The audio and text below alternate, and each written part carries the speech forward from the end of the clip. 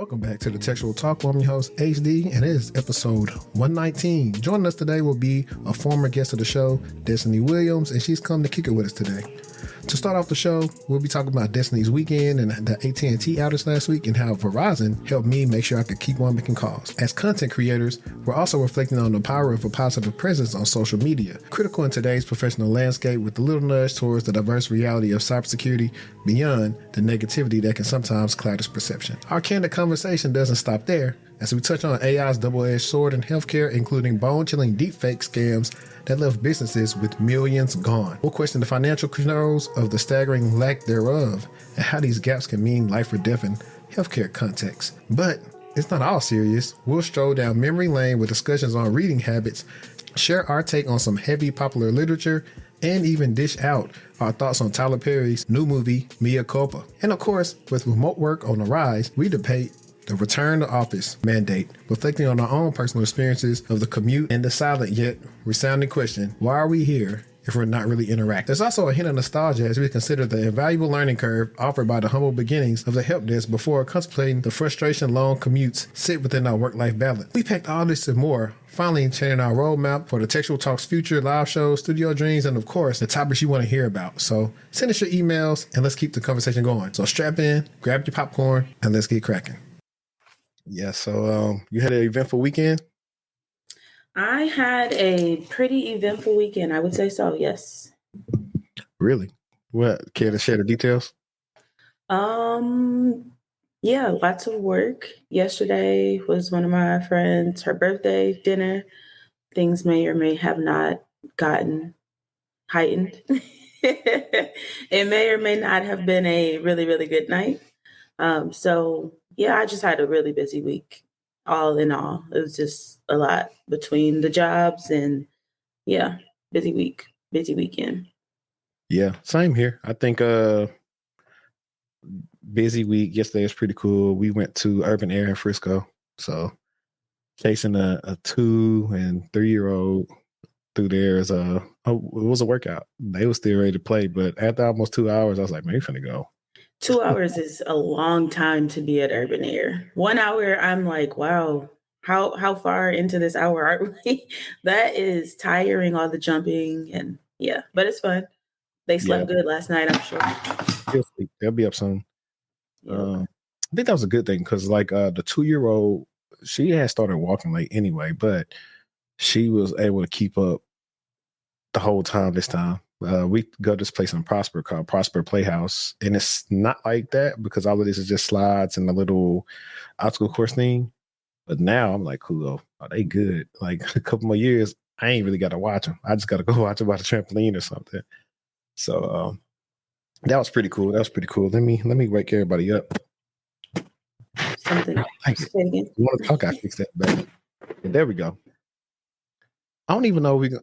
Technically, this is the TechTual Talk, but it may turn into his own series. Who knows? Maybe it might be his own YouTube channel one day. But for now, it's going to be episode 119. So if you're listening in your cars or watching on YouTube, you know what to do. Subscribe to us. And if you're listening, leave us a review. That really helps us out in the podcast algorithm, especially with the downloads. And today we are coming to discuss a lot of topics.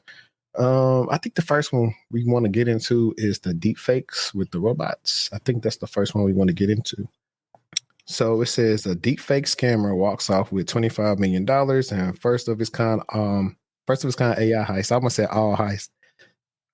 Let me go solo mode. That way Opus Clips could do his thing later on. Okay.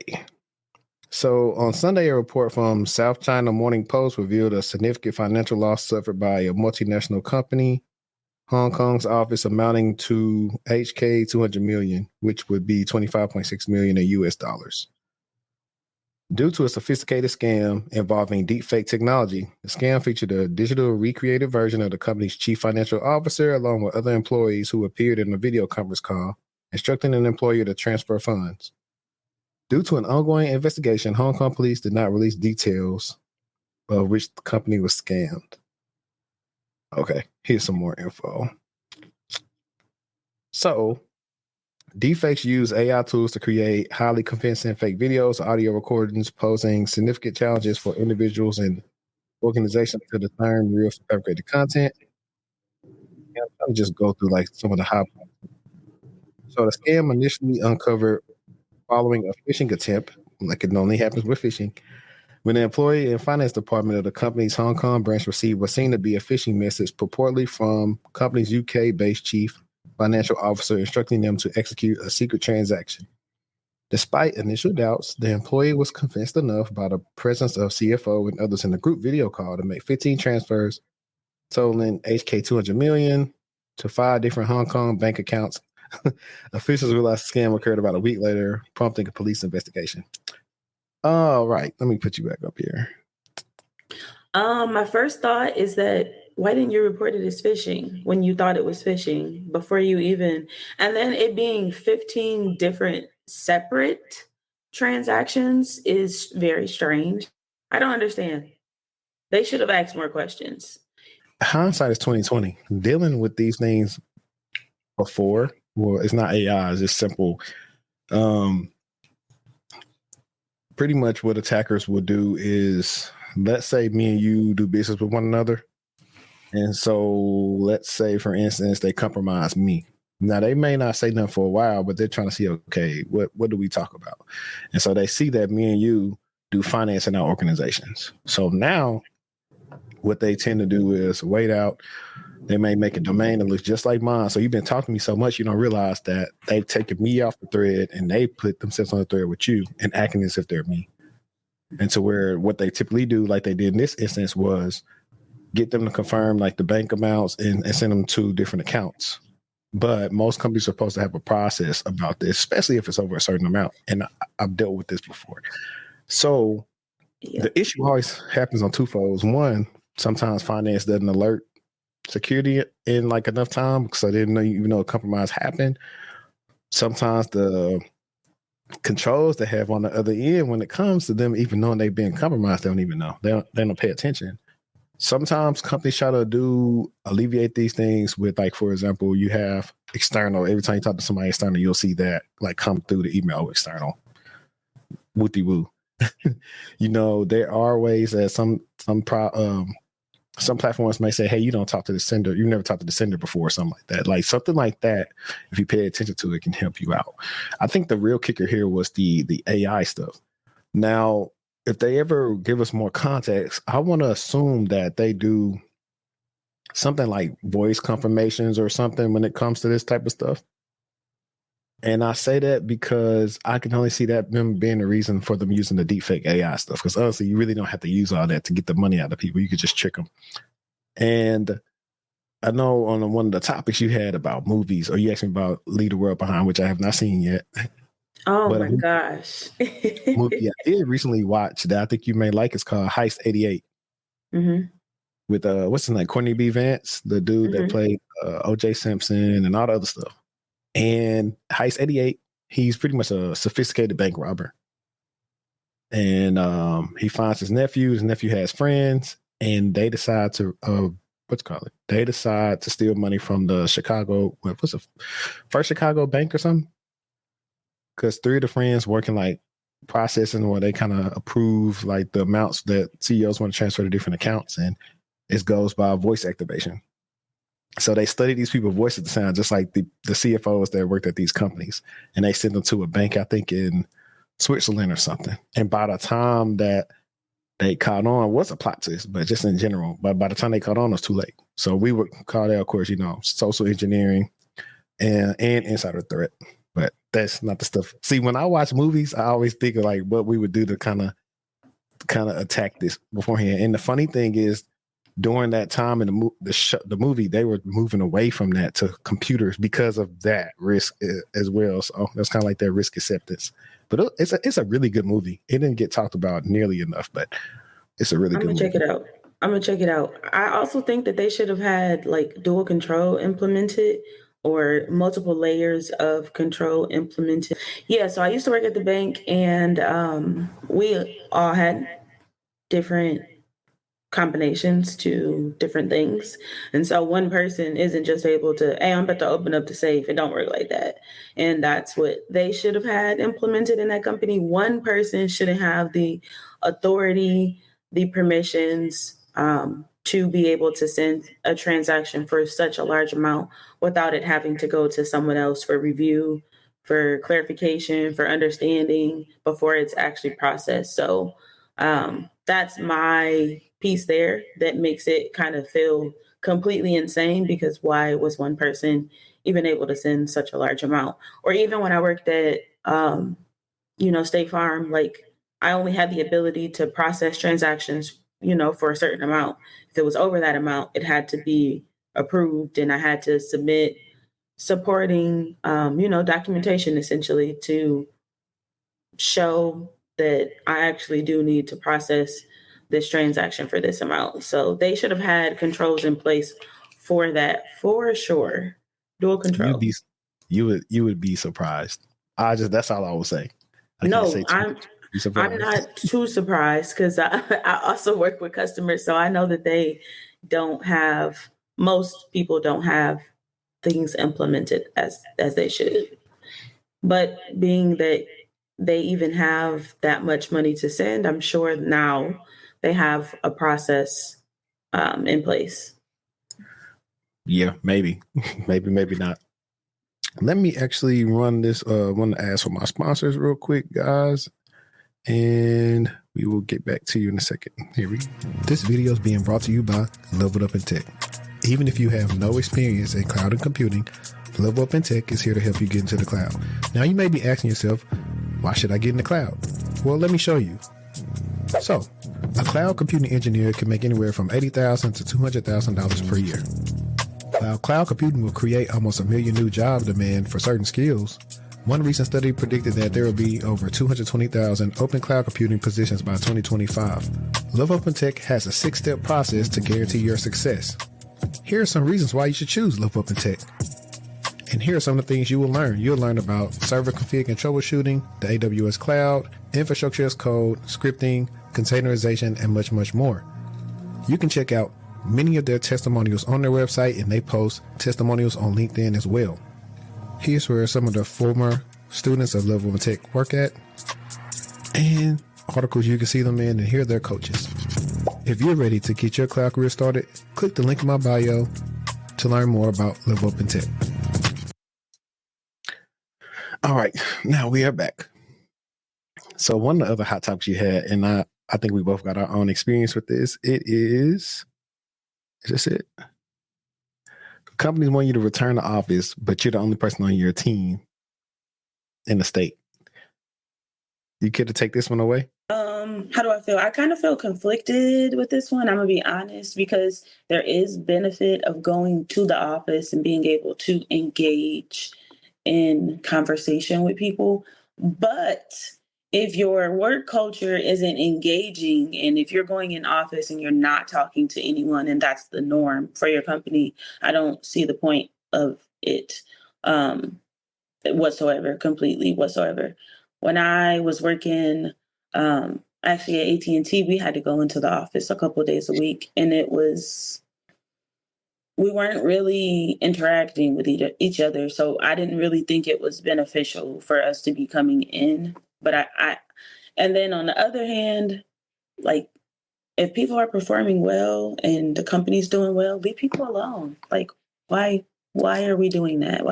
Why is that a thing? Why do people have to, worry about that and consider that as something that they have to put into, their schedule and come up with the new routine for? Yeah, I don't think it's something they're actually worried about. To be honest, I really think just one of the things where they want bodies in the seats now. From my experience at JP Morgan, my team was in Ohio. But I did go into the office. I talked to the people that was immediately around me. So I met my guy, DK, who at the time was doing threat modeling. I met, I think his name was Trey. He came from doing DLP for Walmart. So I met some people, but in general, I wasn't just collaborating with them every day. Like, I would come in at 8.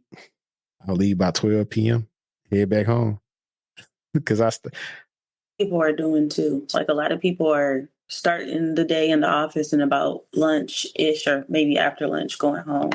It's a term for that too. I forgot exactly what I read it somewhere, but it's a term for that. Because for me, I did it because I didn't want to hit traffic when I get off work. It would take me like an hour and some change change. to Yeah. go down the street, and when I would leave on lunch, I get there in like 30 minutes.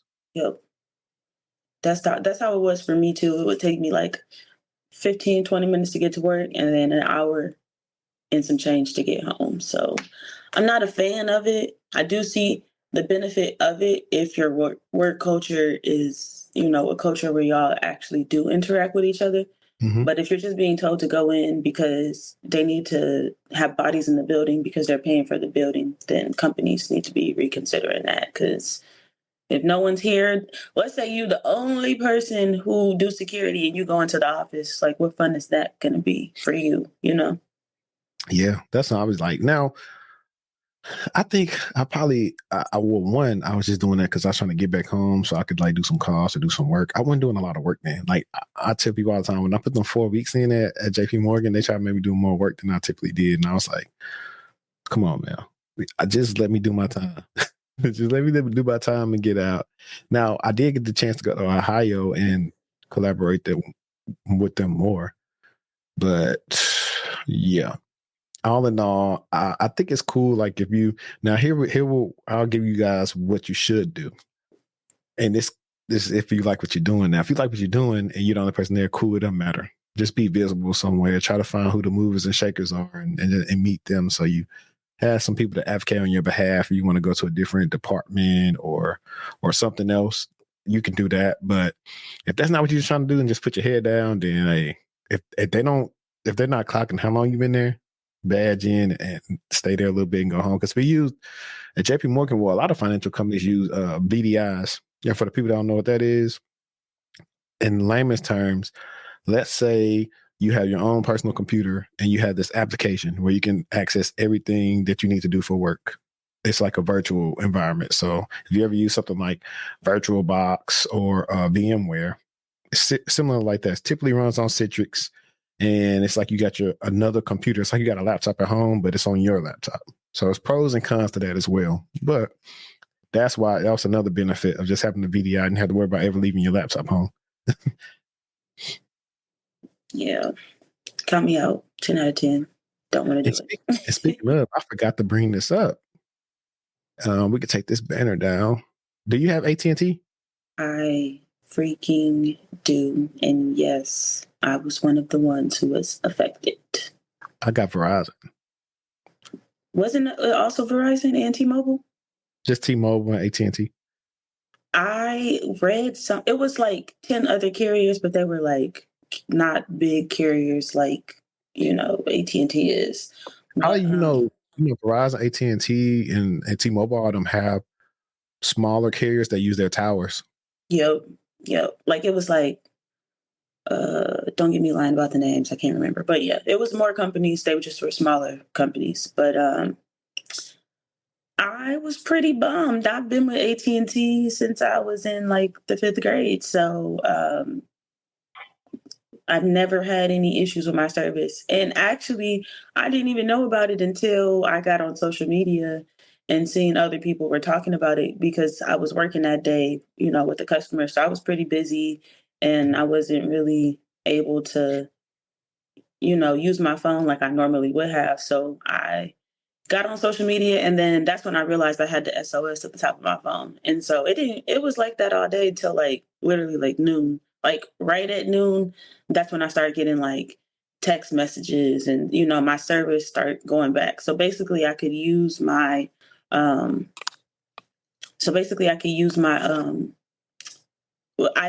like, iMessage is Wi-Fi pretty much. Like I could anything I can do on Wi-Fi, I still could do. But I had actually left my apartment during that time frame to go get the mail. And when I went outside, that's when it was clear that it wasn't working because I was trying to text my brother and he has an iPhone. And so I tried to send, like a text message to him and it wasn't going through. Like, so I was like, oh yeah, I'm one of the people who've been affected. Yeah, I woke up and I think, was I asleep or something? And I seen it and I asked my girl, I was like, yo, did your phone go on SOS mode last night? And she was like, yeah. And the whole next day, she couldn't really make calls and stuff until like a certain time in the day. Like I said, I avoided those problems because I pay a little bit more to use Verizon, and it's the time that it worked out for me. Let me see. I'm trying to find. I have a screenshot of it. I'm trying to see the post so I have the context. Oh, I got it. I found the comments. I know you was wondering, what is this keep it cute thing about, man? Oh yeah, let's talk about My it. last episode, which is my latest episode, is out now.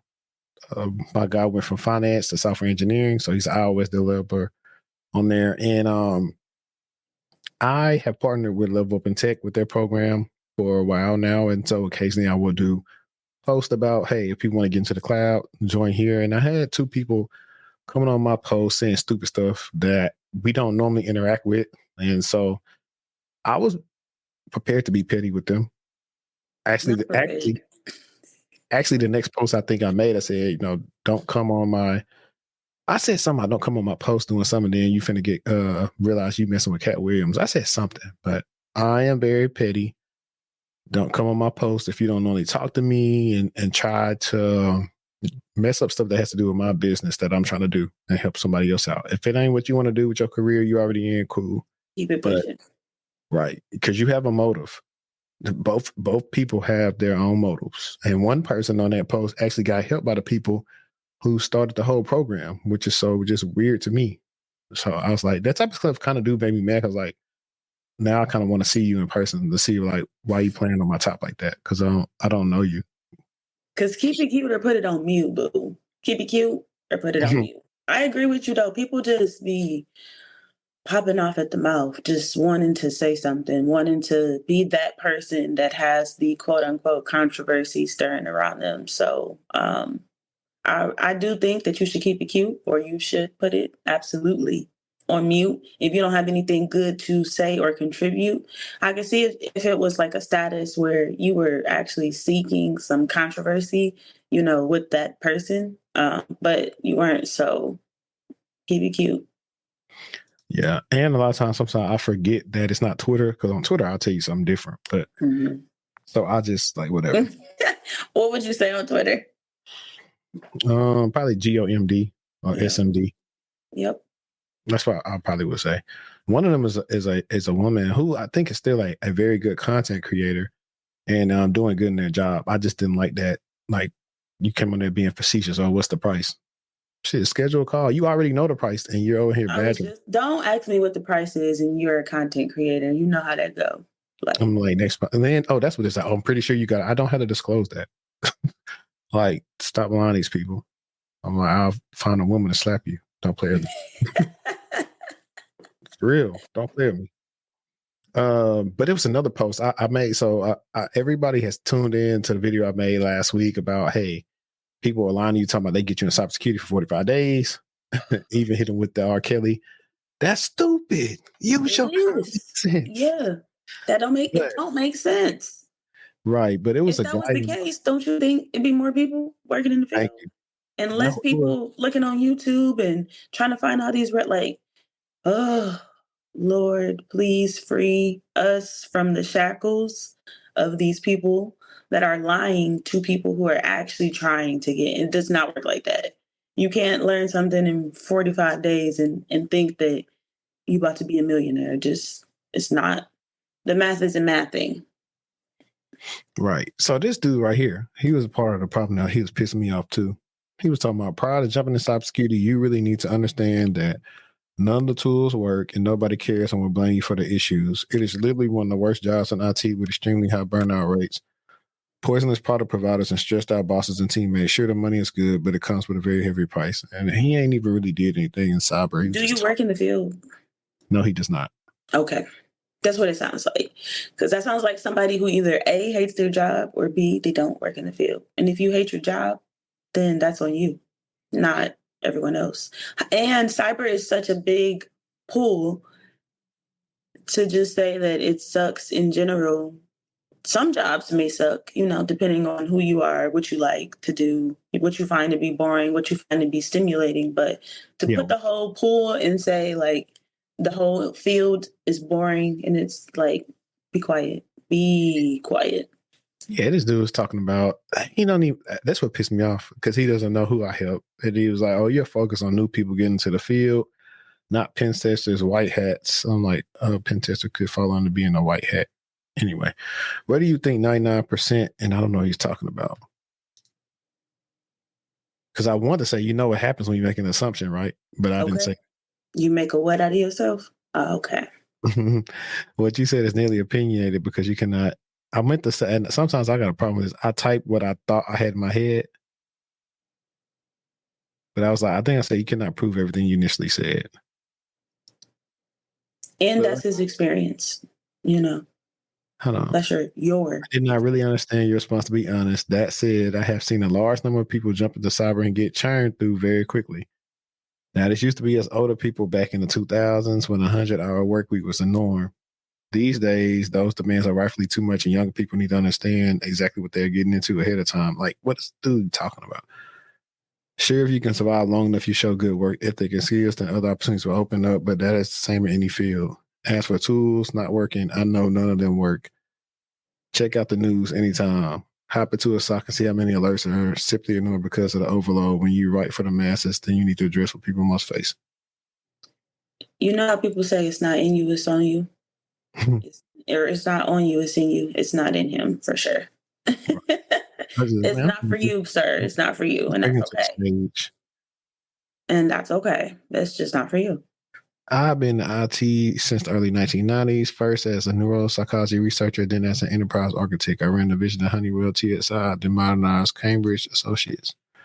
Let's see.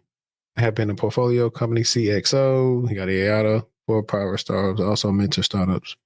I still don't see where he just got this, like the extensive experience in the actual, like doing something actually cyber focused.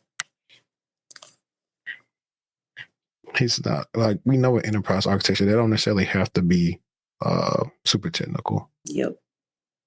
Because I took the class at UD. So anyway, get off my dick. That's what I can tell him. For real, he had me hot. What? That's why I didn't respond to him too, because I was like, bro, what are you talking about? I think I'll be nervous for stuff like that because my mouth is, What don't people know? Like, for example, let me go back to sharing my thing because people know. Let me show you what Brian says. My guy Brian Richer, he actually, and this would be pissing me off because Brian used to be a cop, and he did Love Open Tech, and now he's been working in tech like for a while now. But here it is. He said, one day I'll get enough courage to start a podcast and YouTube channel to tell y'all the truth about the cloud field and some folks on this app, like Henri Davis. Until then, I'll live vicariously through him. Because people know I don't be caring about all that stupid stuff. I swear I don't. I was like, you dealing with a person who used to have to deal with getting roasted, wearing glasses and all this other stuff, and I had to learn. So I can do it better than anybody if I want to. Okay. Now we have, which one is this one? There we go. So this is your topic. So I want to know, I guess, what prompted this topic. Because why? Like, why? You even have people who have zero experience who are starting out who have heard like the help desk isn't the place to be, and so they're immediately rejecting the idea, the thought, or even the position. And it for what? If you don't have any experience, who are you, respectfully? Who are you to say you don't want to do a help desk role? Why? Why not? You don't even know how much information that you can learn and gain from doing a help desk role. Now, I will say that historically, we, people of color, it's been more difficult for us to get out of those roles once you are in that role. But that's when, at that point, that's a you thing, and you need to figure out how to pivot out of it and show, what you've learned while you were in that role. But I do think the help desk is a very good starting place for people who are interested in working in the field, because you learn a lot about what users are calling in, some common issues that you can, troubleshoot. I don't like that. I don't like that. Everybody has a job and a purpose. So I don't like that help desk roles get that kind of that shitty, I don't want to do it. I don't want to do it. Don't do it. Don't apply. You're going to get stuck. I don't like that. I don't like it at all. Most people who say that never worked help desk at all. Exactly. Most people. And when you do work those roles, like you kind of become, because there's levels and flavors to even, working at the help desk. So you could be learning something that could benefit you when you leave that position. It's just how you go about it, Yeah. So it's an archaic way of not, I don't want to say thinking, but sometimes I don't tell people they got to start there. I do tell them it can help if they want some experience to get a help desk job. If they don't know anything, like, hey, just get some type of foundation. I've told people in that video and in a couple of videos this year, like, hey, it's 2024 and the market is kind of different. I've told them, hey, get you, matter of fact, hang on, look, let me do the shameless plug real quick. Where is it? This video is being brought to you by Course Careers. What's going on, guys? If you're looking to start your IT career, then check out the IT course at Course Careers, taught by none other than the great Josh Medical. I'm pretty sure you heard of him. But we all know that it can be pretty pricey getting into IT, and this course is very affordable. And also, if you don't want to pay back those student loans like I have to, then this is the course for you. So check out the Course Careers course. My link will be in the description. Use code TEXTUAL50 in order to get $50 off of your course and get started on your IT career today. All right, had to drop that plug now quick since we talking about help desk. But no, in all actuality, I'm telling people, hey, you may have to get you a feeder role now to go into cyber, because like 2-3 years ago, it was easier. Most people were remote. If you notice, you've seen less and less remote offerings. And now the only way to get remote is if you got elite skill set or you got enough experience to where you would qualify for the remote role. How do I know this? Because I still get remote roles that hit me up all the time. And I have a friend who hasn't been in as long. He always like, man, where's you getting all these remote roles from? I said, I've been in long enough to where most of the roles I apply to or whatever are remote. Now, honestly, for the right price, I would go back to hybrid. It just had to be a job that I like and not too far away, like preferably legacy or headquarters area, or maybe even Addison. But anything past Addison, prior to like going like once a month, would be probably too far for me because it just went. That commute is a big deal, like especially when you've not been doing it for so long. Like when I first moved to the DFW area, like I was commuting. I would leave work 2 hours before. That's how far I was staying.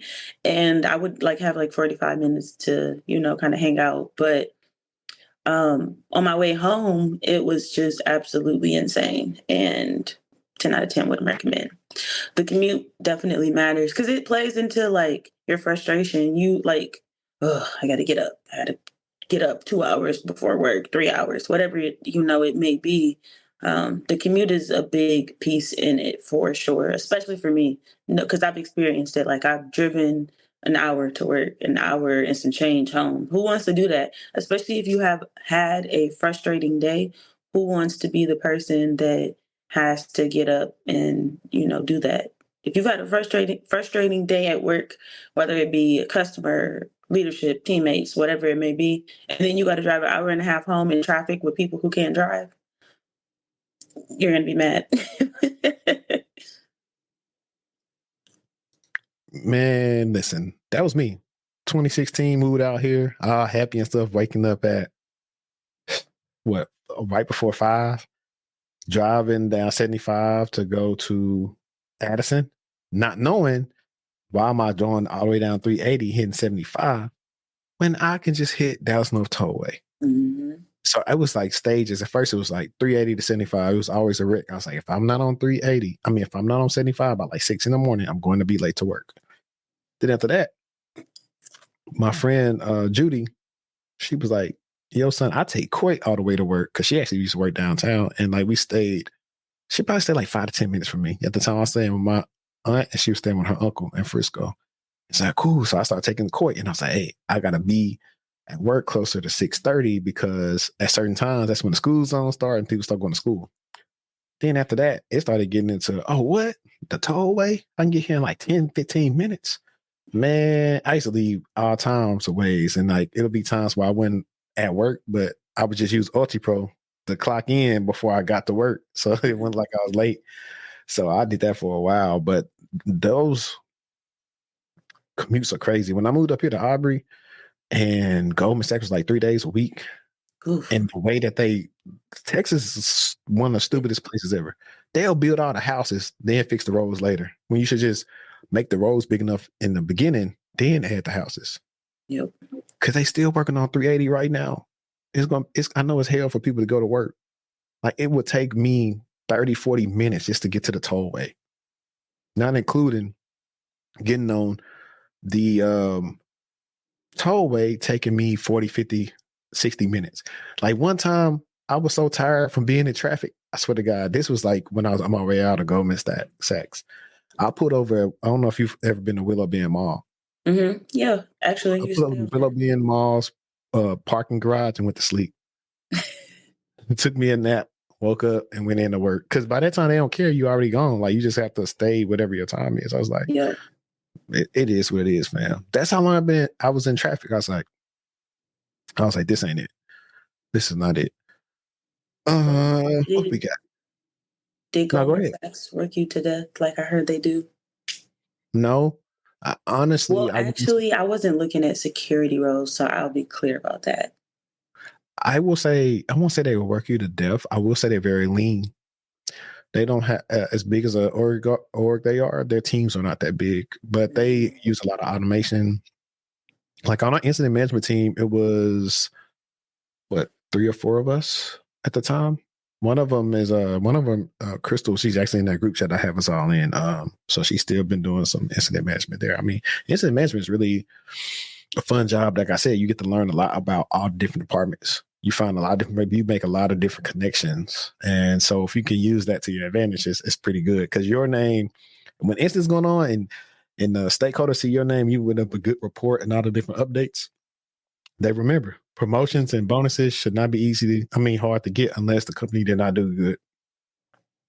That's just my experience with that. Now, I know you want to talk about gatekeeping, right? I do. So you said is gatekeeping an ugly characteristic? And I'll let you give your take on it first. I have a lot of different things that I think about gatekeeping since we are in 2024 now. I feel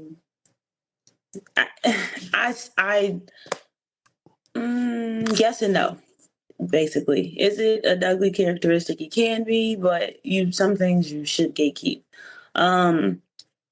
If you think about it in terms of even someone like who's an influencer, of course they're not going to give you all the keys to the kingdom, especially if they're very successful. But I do feel like it is important to reach out and help someone else. So I guess it just depends on the scenario for me. But I know that a lot of people have probably, if they're trying to get into the field, they've felt like they have encountered or come across someone who is a gatekeeper who don't necessarily want to tell them that you should do this, this, and this, or focus in on this. So I think it just depends on the scenario or the situation. But it is an ugly characteristic if you're looking at it from that way. But I also, in the same breath and sentence, understand that some things you should gatekeep for. You just like, if you give everyone everything that you're working with, and what flavor are you left to have if you're giving it to everyone? So it's tough. It's tough. What do you think? Funny that you said showing everything. Funny that you said showing them everything you're working with, because they remind me of the old folks talking about the women back in the day. Oh, leave some to the imagination. Exactly. But I honestly bring gatekeeping back. Like a lot of the stuff that y'all learned, we should have never told y'all. It should have just been left for the people who deserve to know the information. Because y'all did so much. My TikTok, it's not viral to me, but it's did a lot of views. Is I said, hey, y'all finish yourselves out of a job. Because people was doing too much when they was working from home. Y'all was doing too much. Bring that gate. Too much. Why you had to record it?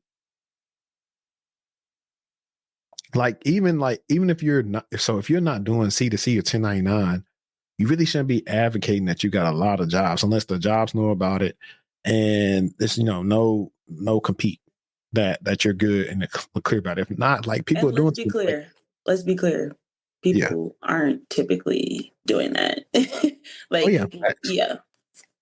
like there was a guy, he had like 3 jobs at one point in time, and he messed up by working one of the jobs at one of the other places. And I was like, bro, just let one go.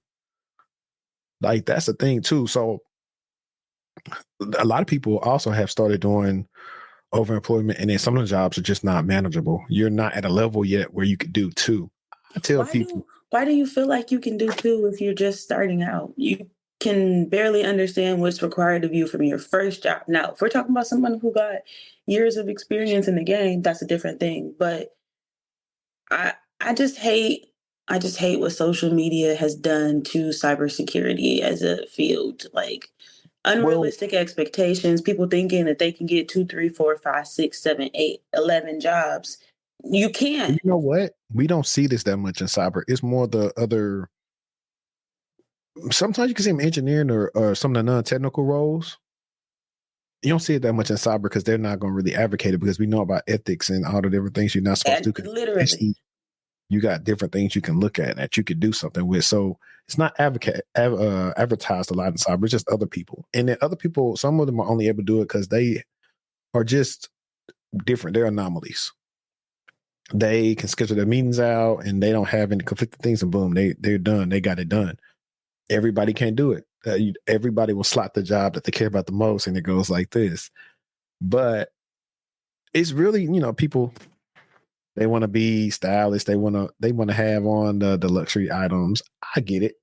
It's a good way to brand yourself. Like And I I'm not told, saying don't have multiple jobs. Just be careful what you're doing when you're having those multiple jobs, because you could find yourself in trouble if you're not, like you said, the whole compete thing. If you working at your primary job's competitor and they find out, I doubt, like, you shouldn't do that. You shouldn't work for somewhere like one of your companies is a vendor for, unless yep. they're clear for, because then they'll see your name. That, like, one time I was contemplating doing something. Like, I worked for Optiv at the time, and this company had hit me up for do something with CrowdStrike. Granted, that's because I had this CrowdStrike certification on my resume.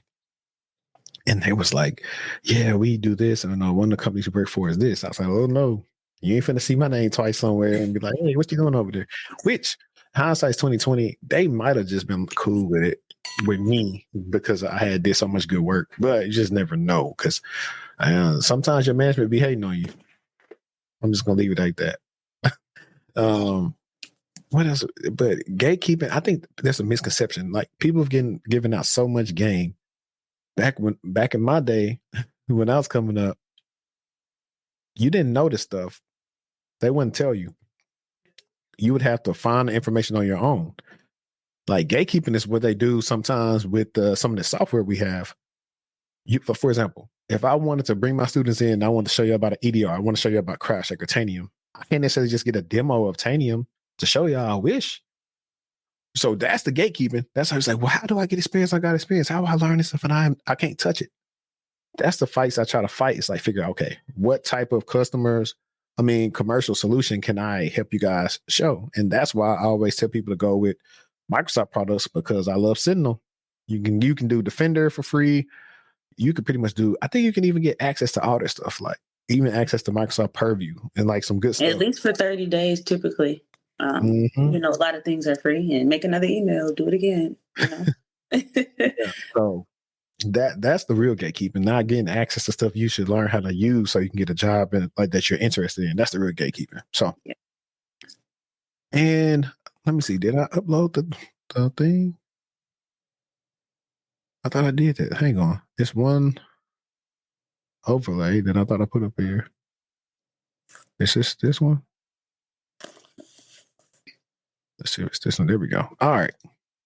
So, yeah, Change Healthcare was hacked. And let me go to that article briefly real quick.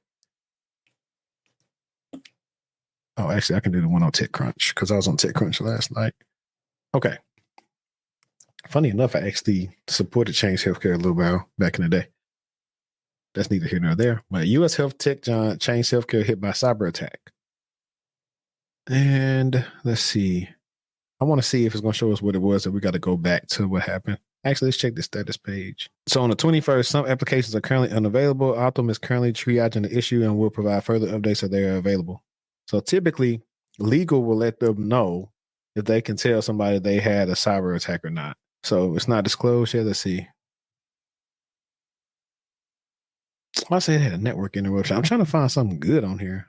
I don't want to just bring it up to not bring it up, but I got my own spiel on this of why. I know on the back end, well, probably about 3 years ago, why this could have happened. I want to say the same now.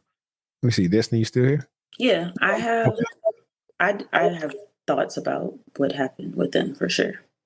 Okay. They came at outside threat. In the interest of protecting our partners and patients, we took immediate action to disconnect our system to prevent further impact. I know I also saw where they were telling the pharmacies they were still getting hit. So like, hey, don't Yep. even. They were basically saying like disconnect from us until we tell you it's clear. Yeah, they're one of the large. They're gonna have some openings coming up, guys. Just let you know, the tech giant boasts on this website that it handles 15 billion healthcare transactions a year, and that 1 in 3 U.S. patients' records are touched by our clinical connectivity solutions. That's crazy. In 2022, health insurance giant United Health Group completed its merger of U.S. healthcare. Like that's like people be sleep healthcare tech jobs. That's where you need to be. What's crazy is that's a niche. That's a niche. Like I know a couple women who actually work in healthcare, and they've only worked in healthcare, and because of that, they've been able to make a lot of money. Oh, yeah. A lot, like Thanks. a lot. One of my episodes I did in the past, she does like electronic health record stuff, and we were supposed to shoot on my birthday, but we're gonna re-up sometime this summer, I guess. And she shows people how they kind of get into that as well. One of my friends, Kim, if you're listening, you're gonna come on the show eventually. Stop being so shy. She does cybersecurity for Epic at a hospital in Houston. Mm-hmm. But that's funny enough. Crazy. I applied for a job at Baylor Scott and White the other day. No lie. 12:10 p.m. I can show you. At 12:13, it rejected me. I was like, hell no, y'all did not look at my resume. And isn't that crazy to you how quick some of these rejections come back for jobs when you know that you are qualified for the role? It's just like, what is going on with what your initial check is? Like, what do y'all have? Because they're missing out on good candidates. Yeah, I don't even think it really checked. I just think it's scanning for whatever I believe a keyword is. Mm-hmm. But I reached out to somebody on the team and see what they'll say to it, because I was like, they're really looking for somebody in the area. I already know how it goes. So that's a good thing too, when you know, like, it's not too many people that got this skill set of X amount of years to do this. And I already know what y'all need, because healthcare is like one of the worst places to not necessarily work, but they got the money to spend on the tools, but it's just always so much stuff that's not done, which is why they always need help with it. Change Healthcare, they was like that when one of the people that provides SOC services to them they had so much backlog of like just alerts and key radar and stuff. It was crazy. Everybody knocked them all out though, but surprisingly, they didn't have anything happen till then. But the company that I used to work with, they were not responsible for that, so that was cool. What do you think about them having 100 systems impacted or affected? That's a large. Maybe more. It's probably gonna come out to be more. That's probably 100 times or 100 systems at the time that I read that particular article. But it's healthcare is so scary to me, because you have people's lives that are on the line as a result of a breach. Like, you just think about ransomware. Think about a situation where your grandparent, mom, dad, kid needs to go into emergency surgery, and they can't because everything is locked. And when I say everything, I mean they can't access the medical records, so the doctors can't tell you when the last time is they had that dose, because no one's really working off paper anymore. They're working off. I'm gonna take that back. Most people are not working off of paper anymore. So if I am, the surgeon that's supposed to give the surgery to your loved one, and I can't because I can't validate when the last time they had their medicine. I can't validate what they're allergic to. So we don't want to give them anything because you can tell us, but we need to look into our documentation. I can't open the doors to get to the surgical room.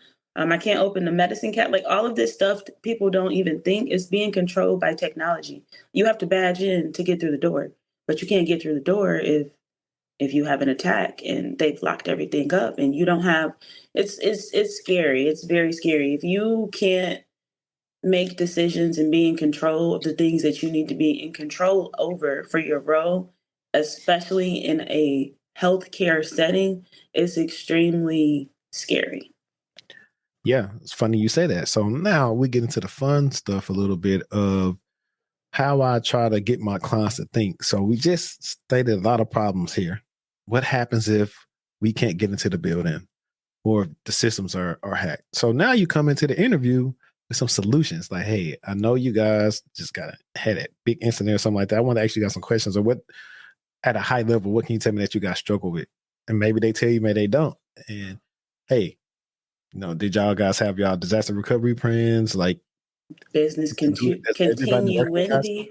Yeah. Can we have access to them? Like I got a safe over here right now with an IR plan in it in case nobody can access their systems or nothing. And what happens if people can't badge in? Let's start there. Okay. Let's start there. What happens if your employees can't get in? How can they help you run your business? How can they just go a step further? Yeah. What happens if the whole hospital goes down?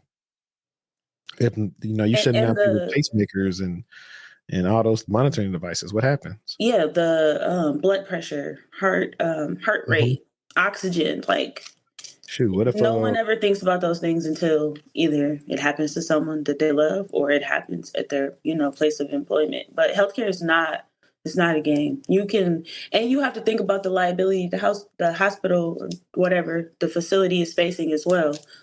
Because you have all of these people scheduled for these procedures. You have all these people in these rooms that you're servicing. And that's why they pay the ransom. That's why, because they need to save these lives. And if they don't,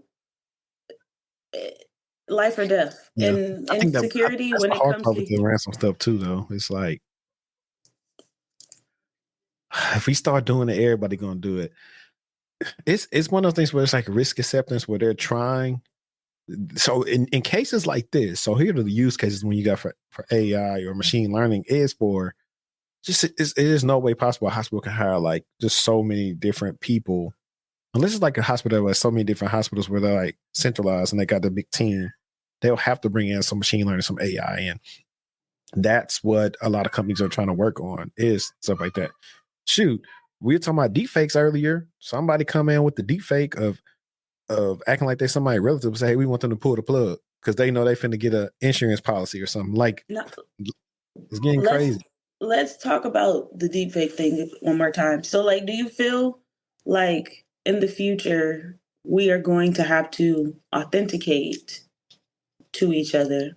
Like using a code or something, a verbal key, or like that situation just had me thinking about so many things. Like, are we going to have to now figure out how we can verbally authentic? Like, are you going to get a code and I'm going to get the code and we all need to verify that we got the same code, or, something along those lines before we can proceed with this meeting? Yeah, I think so. It's going to be interesting because it's like, how do you, that's what I'm listening to. I need to follow the money on the companies that are working on spotting people who are using AI to clone somebody's voice. I've brought this up many times, but like, just think about somebody trying to make you mad and act like they was your fiance. Oh, I got your fiance talking to somebody else. And then they clone the voice and they make it sound like them. But now this comes into, okay, this AI don't know my fiance like I do. They're gonna make them say something that you don't only say. And I only say that because when I'm looking at people's resumes, I say they used AI because it overdoes it. I was like, I know you don't talk like T.I. on a regular basis. Yep. So yes. That's and what I also feel like with that, when AI first came out, I mean, like ChatGPT Oh man. I'm like I was never thinking negatively about the impacts that AI could have when it first came out. And now that's just something that's always in the back of my head. It's like, unfortunately, like AI is beautiful. It can be a beautiful thing. But again, Mhm. the government has to actually put some things in place for us to make sure that it is able to be a beautiful thing and not an ugly thing. Yeah, I'm a little bit worried about kids. Especially with this whole social media, um, you know, Well, not even on what that. do we call it? What do we even call it? Let's get to a foundational level. Kids and just learning stuff is so easy for them now. Me and my girl was talking about. It's like, well, for one, it was that viral clip of that man that's a seventh grade teacher or something like that getting on the students for not knowing their shapes. That was the black guy. Yeah, Yep, I yep, was, yep. it was like, how do kids be in middle school not know their shapes? My little girls are 2 and 3. They know some of their shapes or most of their shapes. It's triangle, square. They may not know what a rhombus or they know octagon, pentagon, stuff like that. But how do you go through school not knowing that? How do you? It's another guy on you, TikTok, who's Josh Chucks, he's pretty much illiterate. And I want people to understand being illiterate and not just being like common sense and like still being smart are two different things. You could be a smart person and still be illiterate. You He's definitely teaching this can. stuff how to read. They must didn't see Drumline. He was a smart guy. He could play the drums. He couldn't read music. So, Yeah. And the guy gave his context about it. It's like, I was born into a black family where there's a lot of, what is it called? I forgot what it's called. You can say self-loathing, but it's another word I think starts with a D. I don't know if it's deprecation, if that's it either. But he was talking about they were drunks. They were always associating their identity to what the world told them they should be. And so none of them really knew how to read. And he grew up just going through school not knowing how to read. And right now, I think he said he reads like an eighth grader. I mean, not eighth grader, 8-year-old through 10-year-old is that level. the guy that's on TikTok reading books? Mm-hmm. Yep, yep, yep. Yeah. So I was just like, that's just crazy to me. I don't know. Some of these things are crazy to me because I came from a state that's like always dead last in education. But I was always a good reader. Like in middle school, reading on a 12th grade level. When I was, what age was I? Was either third or fourth grade. They start pushing out to us accelerated reading. Hey, you get all these points, you go to the AR party. I never missed going to an AR party because I always had more than enough points to go. Yeah, my And mom was big on reading. Like she didn't like my mom used to make us read books during summer, the summer, and be like, and write me a 1-page summary of what you learned for that. But like, I'm a reader now because of yeah, that. Like I read books. So like my mom was always and reading when I was growing up in school was being pushed by my school. Like kids yeah, need to read for 30 minutes a day every day. And so my mom took that and she ran with it. Oh, y'all need 30 minutes of reading? Well, you're gonna read for an hour, yeah. so That was us. Well, it's one of those things too, right? Like if I show people like our girls' closet, nothing but like a bookshelf of books, mhm. and they got all these books they like to read. Where they like to act like they read, they'll take the books like if they're reading. And they But reading the pictures. yeah, but my mom's a reader, hmm so we started reading books. Like I used to go through a time in middle school, I was reading about 2-3 books a week. Yeah. I was Like hitting that cat taking weary. on the challenge of reading Harry Potter in elementary school was like you were cool. You read Harry Potter, you read that big old book. Mhm. And I have some Okay. friends even today in adulthood, they're like, I would never in my life read that book. It's too thick. But you people who don't read don't even understand how reading can be enjoyable and Yeah, like think about when you're learning. it's This is more the descriptive perfect. than what you watch on TV. Yeah, yeah. And even when I was in school getting my master's, right? A lot of people, when they're in school, they don't read. If you don't read, you will not be able to comprehend and understand the material as quick, especially if you're unfamiliar with the concepts and, Hmm. the field. Like I knew for sure every chapter I was going to have to read because I was unfamiliar with the industry. I had to read every chapter to actually understand, okay, so this is what they asking me to do in this assignment. So reading is fundamental, and you're always going to have to read things. So yeah. Yeah, I totally agree. So What is the thickest book you've read? I got my answer. It's probably gonna shock you. I guess probably something along the lines of Harry Potter, because they're the thickest books that I can think that I've read. The Bible. I don't know. You want to know the thickest book I read? What? Midnight by Sister Soldier. Okay, that's the thing. Okay, I've read that too. I'm just trying to think. I read in high school. I'm just looking at my bookshelf. And my friend, she was reading. I've read a lot of books. Yeah. She was like, I couldn't get into it. I said, you got to keep reading. It's about to pick up. Okay, so wait. Rewind. So before you read Midnight, did you read The Coldest Winter Ever? No.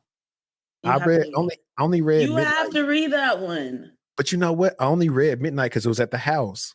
Okay. Well, see, I didn't love Midnight. I didn't hate it, but The Coldest Winter Ever was so insanely good that it made me want to know more about him because he was introduced in that book. Right. And so when I read it, I was just like, chapter 1, 2, 3, I'm getting through. I'm like, absolutely, they don't hit the same. They got two completely different tones, but it did make me appreciate him more as a character reading that book for sure. But I did read that.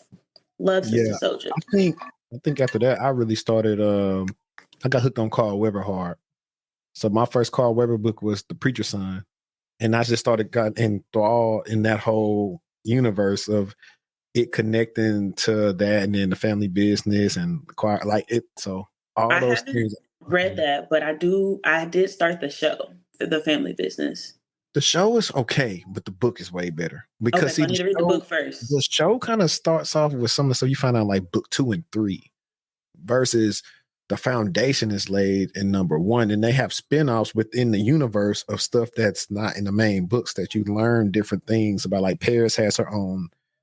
From Paris with Love, and then Opening Day with Chippy and LC. Mm-hmm.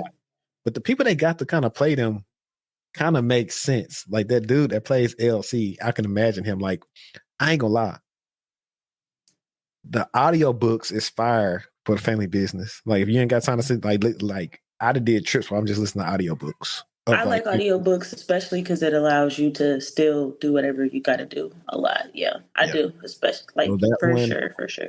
What's his name? Thomas Hunter. He writes some good books too. I like his. It's a book.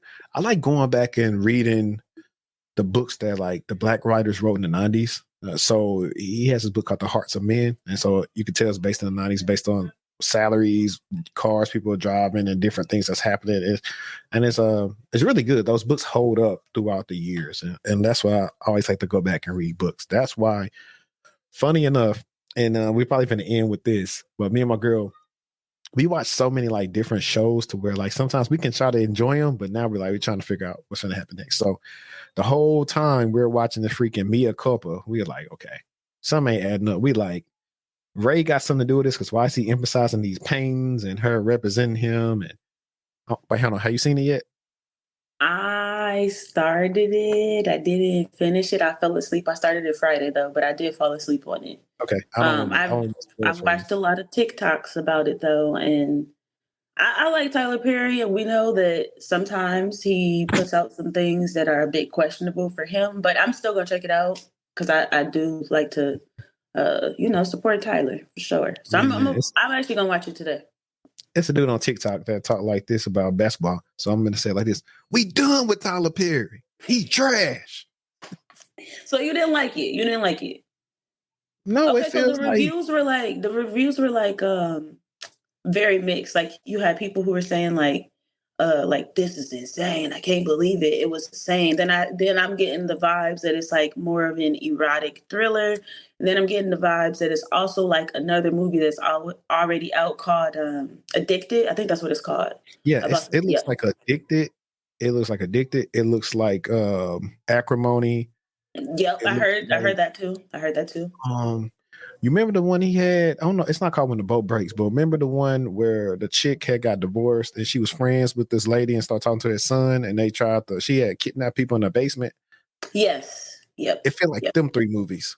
It felt like them three movies to me. I heard that Kelly did a really good job though, compared to what the script, like what the story was. Like she did the She best worked that with what she had. I'm not Yeah. so I think all the actors, like a lot of the stuff just wasn't believable. Like the dude who was a painter, that shit was not believable. I was like, this nigga look like he's supposed to be dealing drugs or playing football or something. I've Yeah, never seen an he artist that buff. definitely didn't give Painter for sure. He Right. But gave yeah. I was happy that the Latino brothers, that they was the ones messing up this time and not black men. I was happy for that. And then the whole time it's like, why she don't get with? I don't know if you got there far enough to know her private investigator. Did you get to see him? No, I think I was only like 20 minutes in. Usually watch the show, it's like, well, why did she just get with him? Or even being in 20 minutes, like it just was unrealistic because I've never known a woman to let somebody mama talk to them that way. I'm sorry. Mm-hmm. I did see that. I did see that part. I'm like, what's she talking about? Some we decided that you're not gonna, like, who is you? Right. I don't care if you're gonna be down or not, you'd eventually got slapped. Yeah, okay. Because sometimes you gotta tell folks, in-laws, moms, dads, sometimes they be trying to do stuff to you, see if they can trust that you're gonna take care of their prized position, their kids, or something. Sometimes they try to test you, and sometimes you got to put them in their place, and it's either gonna be up and stuck, or they gonna be like, "Man, hey, I was just trying to." But we old, don't play with me like that. You don't even know me. Yeah. But guys, anyways, if there are topics that you guys want us to talk about, please send an email. You can do info@textualconsulting.com. You can send them to Henri Davis at TechTual.com. I'm probably going to just set you up with your own domain. That way you can just have an email at Destini Williams at TechTualTalk.com. And yeah, we're planning to do this live next time. So if you're listening right now, be prepared. We're going to try to do this either Saturday mornings, Sunday mornings, nights, whenever. We're gonna try to get in and work with our schedules. And eventually we're going to try to do some of these in the studio. So appreciate y'all for rocking with us. Destiny, you got anything you want to say? No, not really. Connect with me though if you have some questions. Until we get the email up and running. Send me any feedback on LinkedIn. I am Destiny Williams, Destini. And on Instagram, I'm Cyber Shorty, Cyber SHORTIEEE, 3 E's. So connect with your girl. We'll be back sooner than later. All right. Well, until next time, you know what I always say, let's stay textual and we out. Peace.